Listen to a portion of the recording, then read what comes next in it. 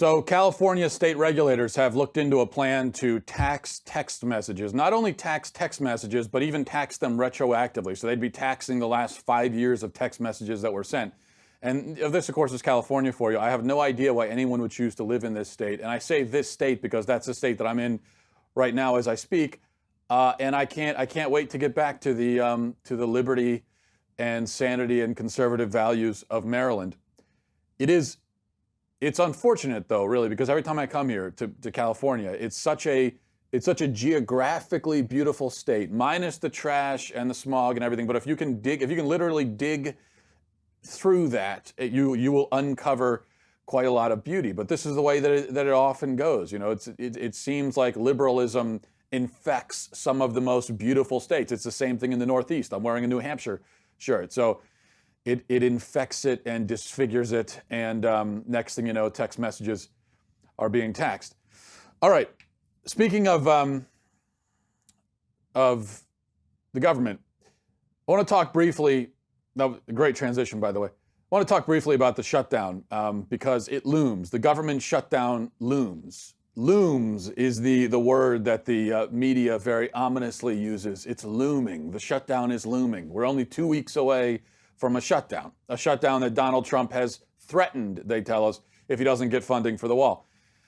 I must say that the hype that we give to these shutdowns or to these potential shutdowns is really so silly. It's one of the silliest things in modern politics, and I know that that's saying quite a lot.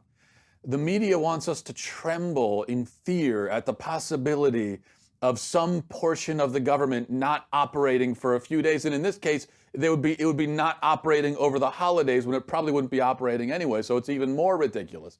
Also, it's 75%, in this case, 75% of the government is already funded. So the Pentagon has been funded, the Department of Health and Human Services has been funded, the Department of Labor, military pay most likely will not be affected. 75% of the government is funded. So we're supposed to be worried. We're supposed to somehow be worried that 25% of the government may shut down for a limited number of days over the holidays. That's what we're supposed to be worried. We're supposed to care about that for some reason. Why should we care about it? How is it going to affect any of our lives? I have no idea, because they never explain that part, because it won't affect us at all. It really is embarrassing. I'm always embarrassed by this. I'm always embarrassed by the hand-wringing over government shutdowns, the panic. Now, not the panic on the part of most regular people, because we don't care, but the panic on the part of the media. What would our founding fathers say?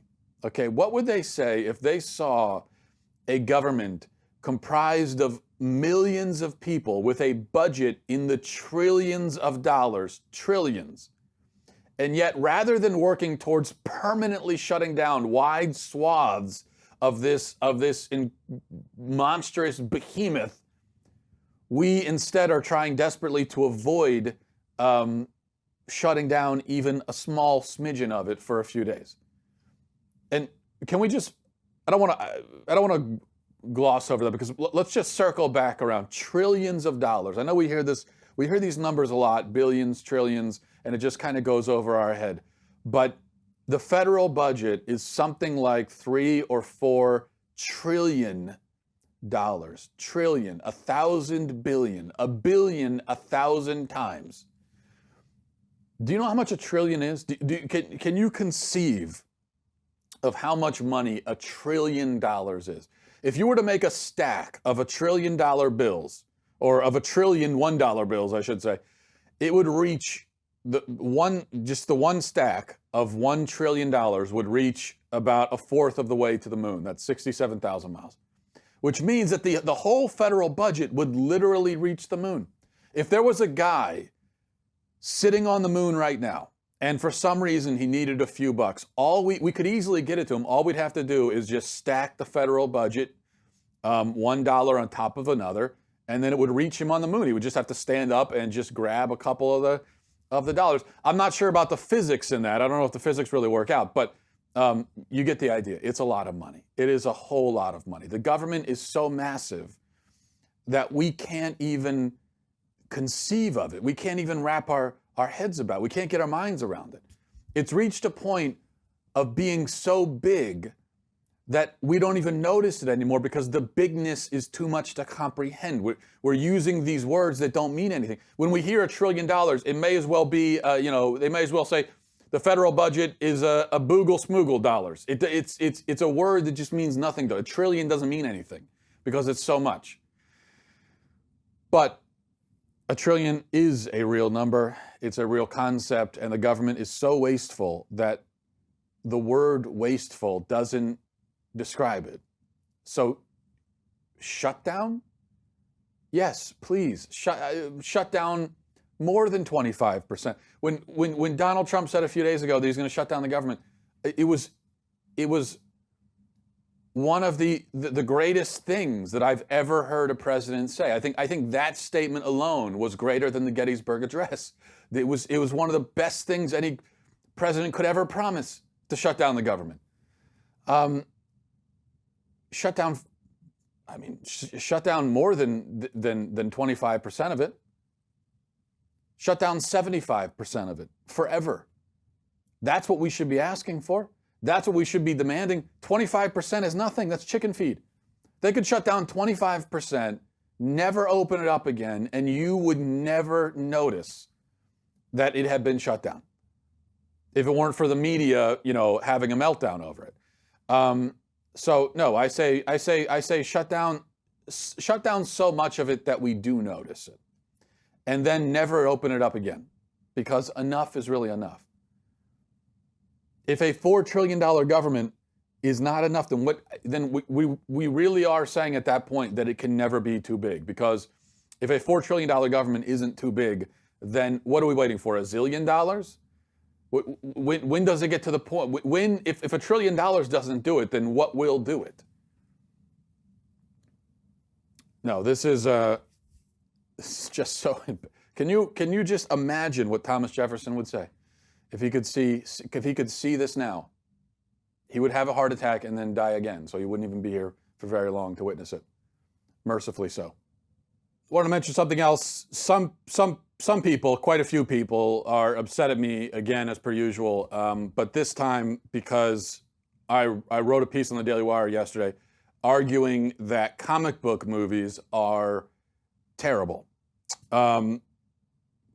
Now, what prompted me to write this piece, first of all, is that it's true, because comic book movies are terrible, but second, because this Aquaman movie is coming out. And I just feel like, come on, haven't we reached our limit yet with Aquaman? Can't we at least agree that the superhero movie thing has gone way too far now that we're getting movies about Aquaman?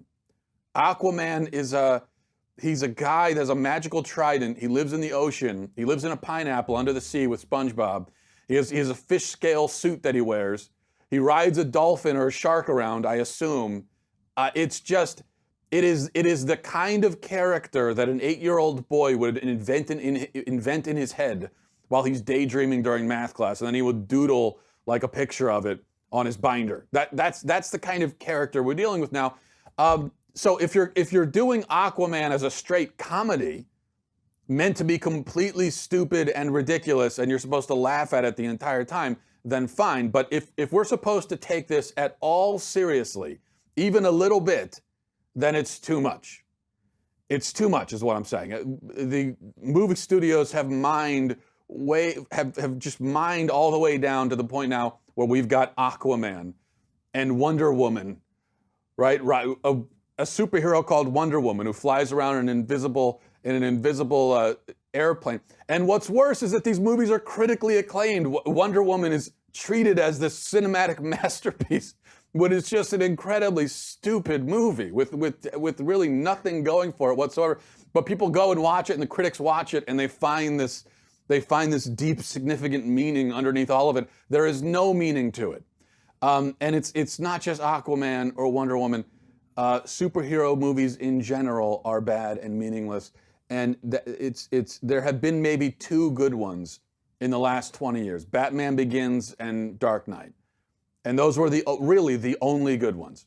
And even those are massively overrated. Dark Knight is a good film, but if you take Heath Ledger's performance out of it, it's mediocre. Or put another way, if you take Heath Ledger's performance and you put it into literally any movie at all, that movie would be, it might not make sense with that performance stuck into the middle of it, but that movie would be worth watching because of his performance.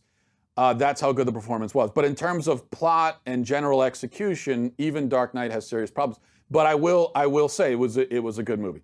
The rest of these movies, though, are pretty awful. And my biggest gripe with them is that they aren't really movies, okay? They are actually commercials for merchandise. That's why they exist. They exist really to do two things. Number one, to sell merchandise, because that's really where they make their money. And number two, to perpetuate themselves like a virus. So each new superhero movie exists to set up the next superhero movie so that there can never be any kind of resolution or any kind of conclusion or triumph or defeat or anything. Which means there can never be any real stakes. There can never be any real danger for the characters because there always has to be the next movie. It always has to come back to square one. There can never be any progress. No matter what happens, it always just has to circle back to the beginning, and then we could do it all over again for the next movie because the franchise must live on. Each individual movie exists to extend the franchise, and the franchise exists mainly to sell merchandise and in general to make billions of dollars, which is fine. Okay, there's nothing wrong with making billions of dollars. If I can make billions of dollars making a superhero movie, I would certainly do it. But movies that exist solely or primarily for that purpose are going to be, by definition, lifeless, boring, pointless, dull, redundant, stupid. That's all I'm saying. I'm not saying you shouldn't watch them. I'm just saying that's what they are. 10,000 years from now, these things are so, it just continues on forever, so that 10,000 years from now, as the next installment of the Avengers saga is released to the screens that I assume at this point will be implanted directly into our eyeballs, philosophers are going to be debating like whether these superhero franchises even had a beginning at all. And I bet they might conclude that the Marvel and DC universes had no first cause, no prime mover. They just existed since the beginning of time, and they just go on and on and on into the infinite abyss. That is my opinion about superhero movies. You don't have to agree. It's just my opinion. And as I said, I don't begrudge anyone the right to watch stupid movies. I just think we should expect more out of our stupid movies. And it bothers me that Hollywood can just toss a superhero movie at us and it will automatically make $1 billion. They don't even have to try anymore because they're not trying with Aquaman. Let's get real. They're just like, all right, here's Aquaman. Give us our $1 billion. And we say, sure, here's $1 billion. Here's another $1 billion. There's something cynical about it. So that's what I don't like. But on the part of the movie studios, the cynicism on their part is really what I don't like. So that's why I get my stupid movie fill by watching Liam Neeson movies. The Liam Neeson movies where he plays the grizzled ex-FBI agent slash assassin who has to recover slash avenge a kidnapped slash murdered family member. Those kinds of movies, there have been 15 of them. I watch all of them. They're great, and they're incredibly stupid. Incidentally, there's a movie coming out in a couple of months. I'm not making this up. This is true. There's a movie coming out called Cold Pursuit, where Liam Neeson plays a vengeful snowplow driver who has to track down and kill the drug cartel members who murdered his son. Okay? So I'm serious. And I will be there on opening day, probably without my wife because she'll refuse to watch it. Am I being hypocritical because I criticize comic book movies even while waiting with breathless anticipation to watch a movie where Liam Neeson kills drug lords with a snowplow? I don't think so. Or maybe you could call me a hypocrite, because I also love Tom Cruise action movies. I'm a proud apologist for Tom Cruise movies.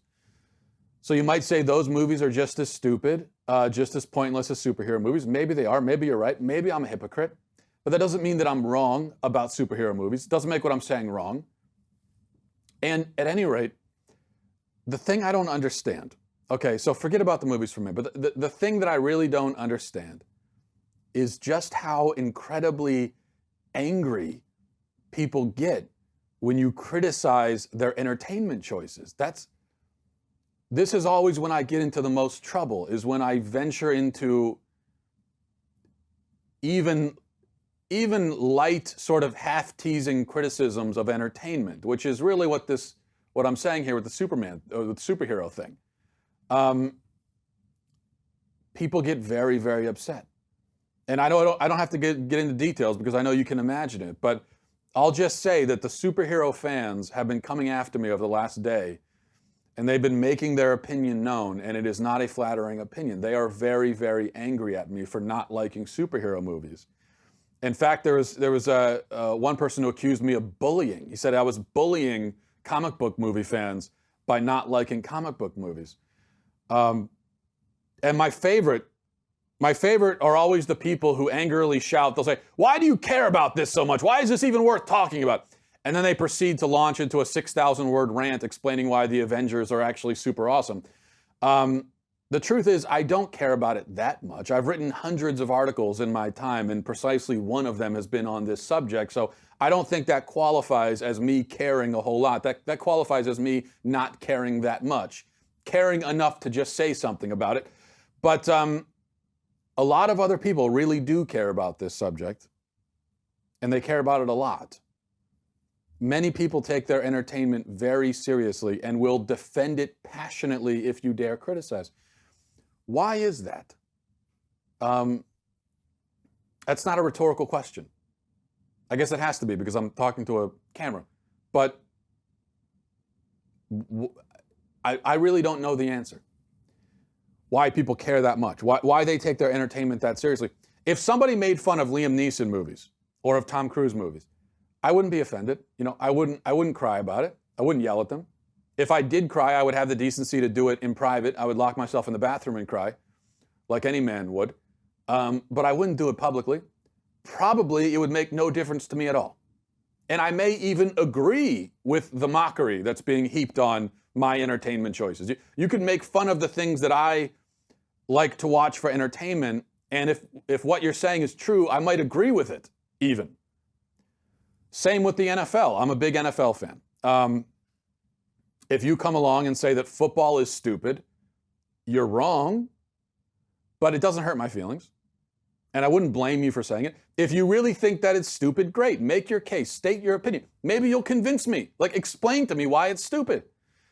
You won't because you're wrong, but I won't care. It won't make me mad. A lot of things do make me mad, but this isn't one of them. So I don't understand. There's nothing wrong with enjoying stupid things, as I said. And I never said you shouldn't enjoy superhero movies. I'm just establishing that they are stupid and boring and pointless.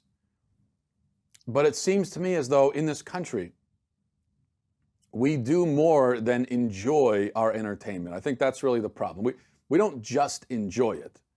We adopt it as a kind of like lifestyle. We see it as a statement about ourselves. We identify ourselves with it. That's the weird phenomenon that I've noticed is how we get so defensive of our entertainment choices, as if we ourselves had written the script. We cling to it and we develop this intimate relationship with it.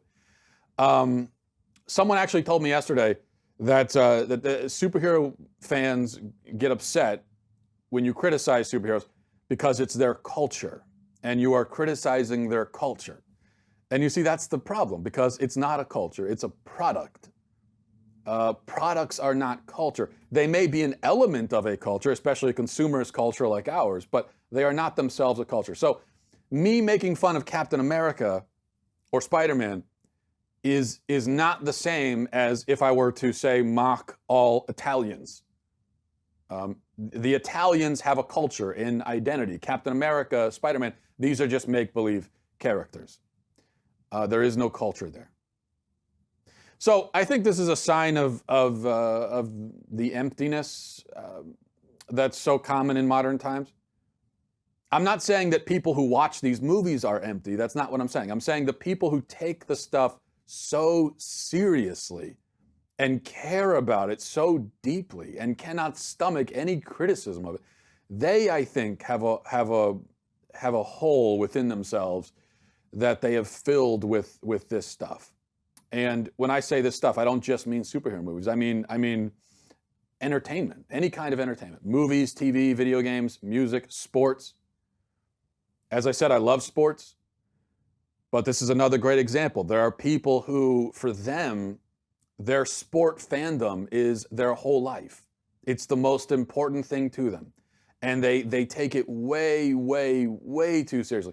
Think of the idiots who get into physical fights with fans of other teams.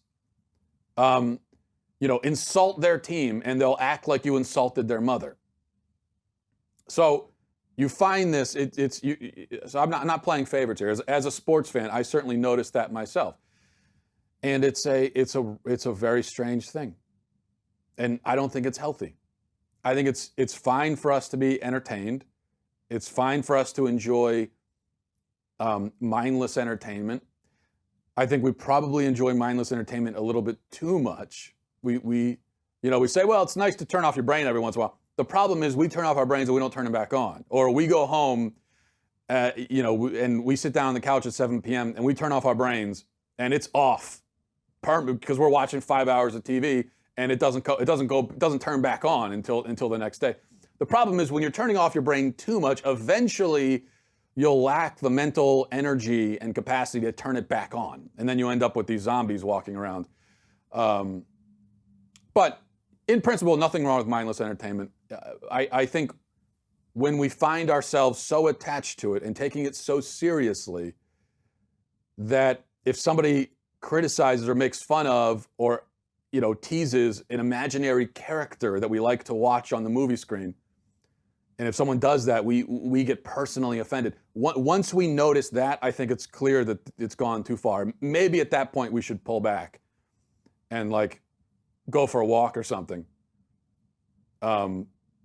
Bring ourselves back into the real world, because we are certainly an entertainment-obsessed culture. But if you do go watch Aquaman, I hope you enjoy it, and I hope that he wins his battle against the mutant squid or whatever he's going to be fighting. Thanks for watching, everybody. Thanks for listening. Godspeed.